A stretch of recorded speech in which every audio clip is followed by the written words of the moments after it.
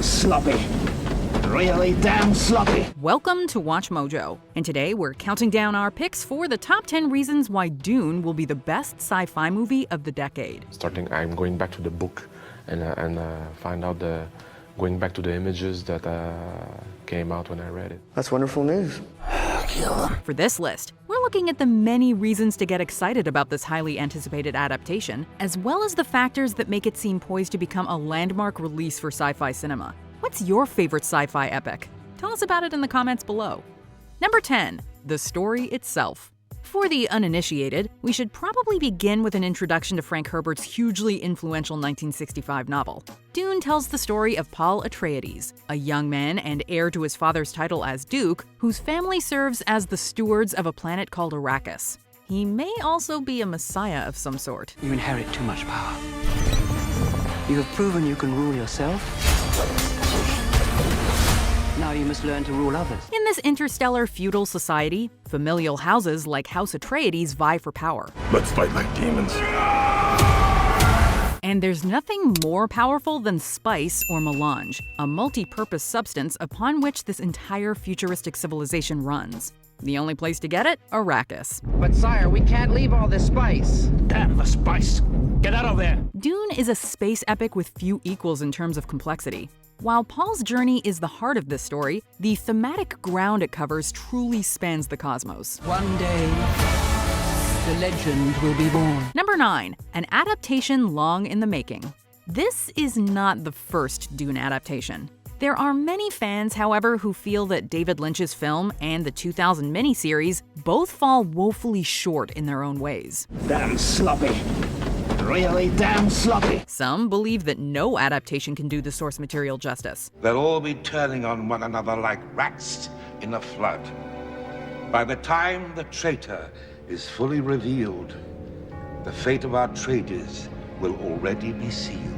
For every attempt that's been released, there are at least 2 or 3 that never made it past pre-production. Famous such examples include the efforts of the Planet of the Apes producer Arthur P. Jacobs and a version from Paramount Pictures with Peter Berg set to direct.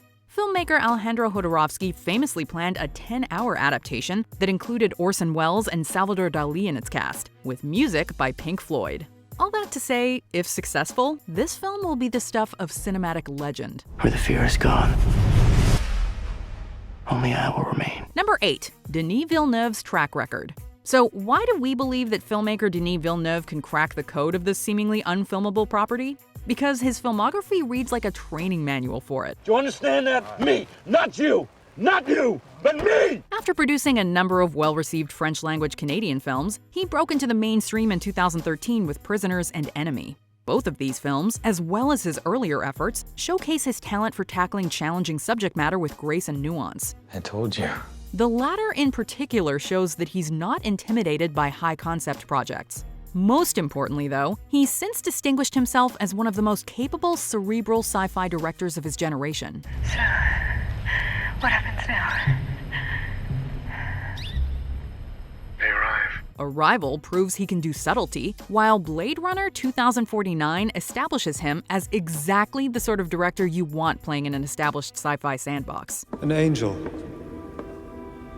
Made again. For you. Number 7, the universe building. The history of sci-fi has seen countless fictional futuristic societies come and go, but few are as lovingly crafted as that of Dune. Do you often dream things that happen just as you dreamed them? Yes. We're talking about a level of complexity comparable to what J.R.R. Tolkien achieved with the history of Middle-earth. You shall not pass! The old Star Wars extended canon also comes to mind. It doesn't matter that Dune is a work of fiction, the attention to detail is such that this society feels fully functional to the point that it could exist. The biggest hurdle when it comes to sci-fi is getting the reader or viewer to suspend their disbelief and feel transported into this larger-than-life universe. The future. I can see it. And a world this rich has rarely, if ever, been brought to life on the big screen before. Number 6, the attention to detail and set design. To bring Herbert's world to life effectively, you need a filmmaker who is equally meticulous. Something none of your ancestors learned. Looking at the trailer, Denis Villeneuve has clearly gone above and beyond. Herbert dreamed big, far beyond the technological means of his time. Armed with his knowledge of the books, what we can only assume is a massive budget, and cutting-edge VFX, Villeneuve is making the world of Dune a reality. This is an extermination. They're picking my family off one by one. Everything we've seen thus far, from costumes to ships and technology, feels as if they're a result of a painstaking pre-production process. According to Villeneuve, a year of planning went into the sandworms alone. Quote, "From the texture of the skin to the system to eat its food in the sand, they endeavored to make the creature as real as possible." Number 5. Doing the novel justice.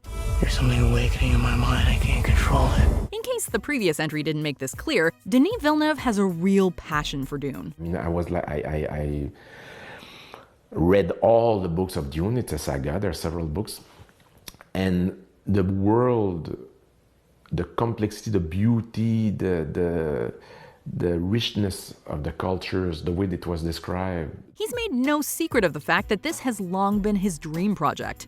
Discussing his approach, the director, who also co-wrote the screenplay, has explained that he, quote, "would not agree to make this adaptation of the book with one single movie." His justification? Quote, "The world is too complex. It's a world that takes its power in details." If that doesn't suggest fealty to the source material and a fundamental understanding of Herbert's approach to world building, we're not sure what else could. Villeneuve credits the book's many roots as the reason it feels so, quote, "rich." And he's repeatedly outlined his intention to honor this complexity and thematic richness. I'm going back to the book and find out going back to the images that came out when I read it. Number 4. It's a standalone film.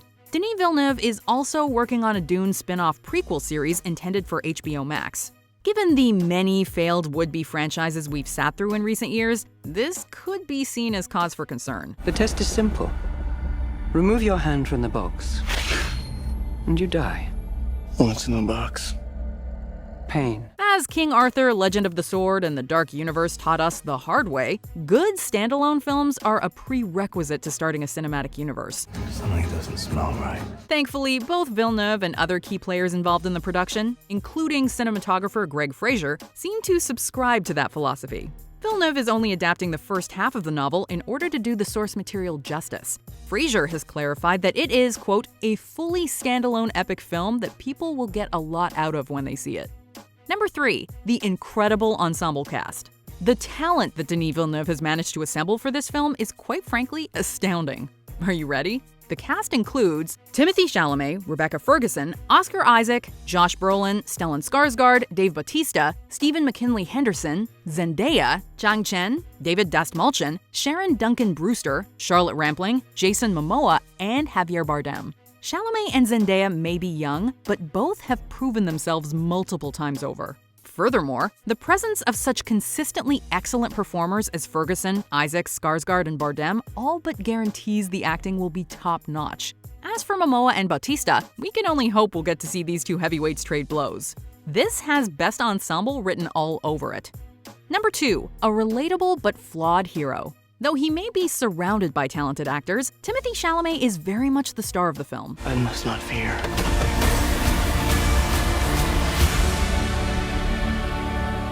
Fear is the mind killer. Chalamet's work in the Greta Gerwig films Lady Bird and Little Women has earned him legions of fans. Call Me By Your Name is proof of his leading man potential. That's wonderful news. And while neither Beautiful Boy or The King made as much of an impact as people expected, his performances in both are hard to fault. You expected me a speech?